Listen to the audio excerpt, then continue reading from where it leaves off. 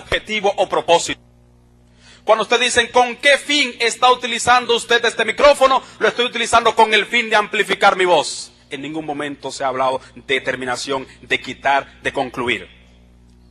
De manera que Cristo es el objetivo de la ley. Cristo es el propósito de la ley. Porque los mandamientos de Dios tienen el propósito de llevarnos a Cristo, el cual tiene justicia para los salvados. Para aquellos que quieren tener victoria. Porque los mandamientos no tienen el objeto de salvar a nadie, sino que tienen el objeto de conducirnos a Cristo, el cual nos da victoria. La ley ceremonial no tiene ese objeto. La ley ceremonial no es un espejo. La ley ceremonial es algo que está enseñando, es una sombra de una realidad que hay de venir, y Cristo fue esa realidad y concluyeron en la cruz del Calvario. Pero la ley moral, la ley eterna de Dios es un espejo. Un espejo en el sentido de que es el carácter del mismo Dios en el cual podemos observarnos. La ley de Dios nos muestra el pecado, pero nunca esa ley de Dios tiene la capacidad de quitarte el pecado, sino que te conduce a aquel que tiene poder para darte victoria sobre el pecado. Cuando te presentas ante el decálogo divino, y ese decálogo divino te muestra que eres mentiroso, cuando ese decálogo divino te muestra que eres adúltero, el decálogo no tiene capacidad para cambiar tu conducta. Ese decálogo te envía hacia Cristo Jesús, el cual tiene poder para darte victoria sobre el pecado. De manera que el objetivo de la ley es Cristo para que tengamos justicia en su nombre poderoso. Dios está deseoso de que nosotros hallemos delicia, victoria, perfección en su santa ley. Pero hay cosas mucho más relevantes todavía cuando hablamos de qué cosa fue abolida en la cruz del Calvario. Y para mí lo más relevante es lo que Cristo haya dicho al respecto. ¿Cree usted que Cristo iba a mantener silencio ante un asunto tan relevante en la vida del cristiano? Cristo no guardó silencio sobre este aspecto. De hecho, a Cristo siempre se le preguntaba, a Cristo siempre se le cuestionaba si los mandamientos iban a seguir siendo guardados. Ok, Cristo siempre dejó muchas cosas claras, pero hubo una parte donde Él quería referirse, porque siempre utilizaba el texto del Antiguo Testamento, su Biblia existente en sus tiempos, para demostrar que toda la Biblia habla de Él.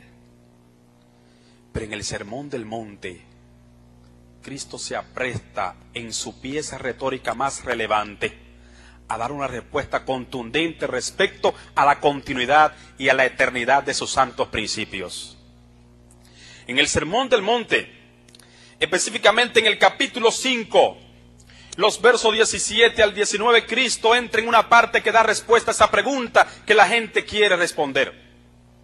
Cristo dice en el versículo 17 del capítulo 5 del Evangelio según San Mateo, dice: no piensen que he venido para abrogar la ley o los profetas. No he venido para abrogar, sino para cumplir. Porque de cierto os digo que hasta que pasen el cielo y la tierra, ni una jota, ni una tilde pasará de la ley hasta que todo se haya cumplido.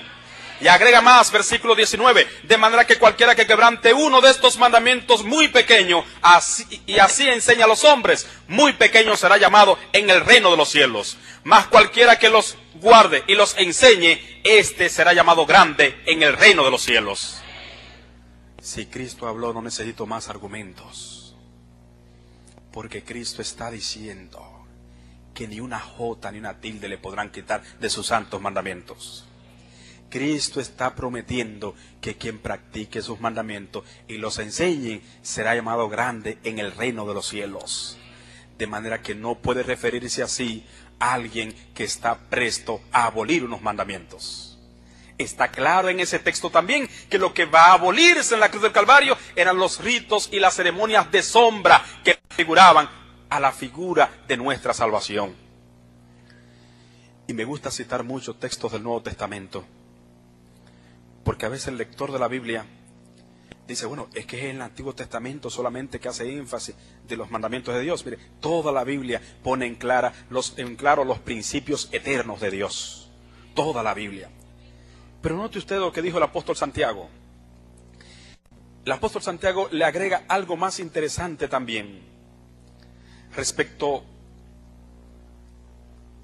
a dejar claro qué cosa sería abolido y qué cosa tiene continuidad para siempre. El apóstol Santiago en el capítulo 2 de su carta, específicamente en los versos 10 al 12, carta universal del apóstol Santiago, capítulo 2, versículo 10 al 12, dice lo siguiente: porque cualquiera que guardare toda la ley, pero ofendiere en un punto, se hace culpable de todos. Varios años después de la muerte de Cristo, este apóstol está diciendo lo que estamos leyendo. De manera que no se va a tomar el tiempo para argumentar de algo que ya fue clavado en la cruz del Calvario.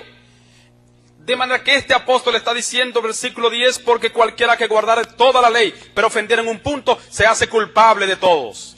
Y para que a nadie le quepa duda de cuál ley es la que está mencionando, qué preceptos eternos está mencionando, cita uno de ellos y dice, versículo 11, porque el que dijo, no cometerás adulterio, también ha dicho, no matarás. ¿Y dónde dice eso? En Éxodo 20, en el decálogo perfecto. Ahora bien, si no cometes adulterio, pero matas, ya te has hecho transgresor de la ley. Y el versículo 12 es más poderoso todavía. El versículo 12 dice, así hablad y así haced, como los que habéis de ser juzgados por la ley de la libertad. Oiga, qué interesante. El apóstol Santiago acaba de decirnos que los mandamientos es el código de ley para el juicio. ¿Cuántos creen que hay un juicio? ¿Y no ha oído usted a muchos cristianos inclusive que hablan de que los mandamientos fueron abolidos? ¿No ha oído usted muchos cristianos diciendo, prepárense que el juicio se acerca, prepárense que el juicio se acerca? Yo pregunto, ¿ha visto usted algún juicio sin código de ley? De manera que si hay un juicio es porque hubo una ley que fue transgredida. Si hay un juicio, hay un código de base para ser juzgada la humanidad. Por lo tanto, así hablad y así haced como los que habéis de ser juzgados por la ley de la libertad. El apóstol Santiago está diciendo que la ley de Dios es eterna. Sus principios son eternos. Su ley siempre ha existido porque es el carácter del mismo Dios. Es el carácter del mismo Dios. El apóstol Pablo, escribiéndolo a los romanos, magnificó las características de la ley. Romanos capítulo 7, versículo 7 y versículo 12. Carta del apóstol Pablo a los romanos capítulo 7, verso 7 dice, ¿qué pues diremos? ¿La ley es pecado? En ninguna manera. Porque yo no conociera el pecado si no fuera por la ley. Tampoco conociera la codicia si la ley no dijera, no codiciará. Oigan, citando Éxodo 20, ¿sí o no? Y dice el versículo 12, de manera que la ley a la verdad es santa, y el mandamiento santo, justo y bueno. Está hablando de una ley vigente, permanente y de bendición. Está hablando de algo maravilloso que debe transformar la vida del ser humano. Cada vez que Israel celebraba las fiestas, celebraba esos días no laborables, ejecutaba esas ceremonias, siempre debía dirigir su mente hacia la realidad de esa ceremonia.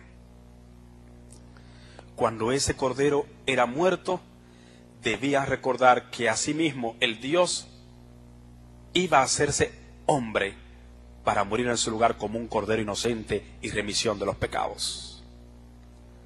De manera que en la cruz del Calvario mueren los ritos y ceremonias.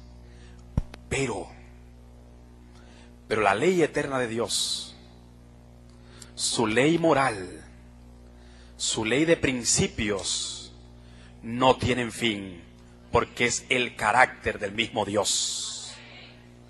Hay un detalle importante que me gustaría compartir con ustedes. Es un paralelismo que quiero hacer de la ley ceremonial o ritual y la ley moral o eterna. La ley ceremonial o ritual, ley de ritos y ceremonias, o la ley moral, que es la ley eterna, que es el carácter del mismo Dios. Un paralelismo. Por ejemplo, la ley ritual fue escrita por Moisés en un libro y dada a los sacerdotes, quienes la pusieron al lado del arca. Eso dice Deuteronomio capítulo 31, los versos 9, 24 al 26. Sin embargo, la ley moral, los 10 mandamientos, fueron escritos por los dedos de Dios en 2 tablas. Y puestas en esas 2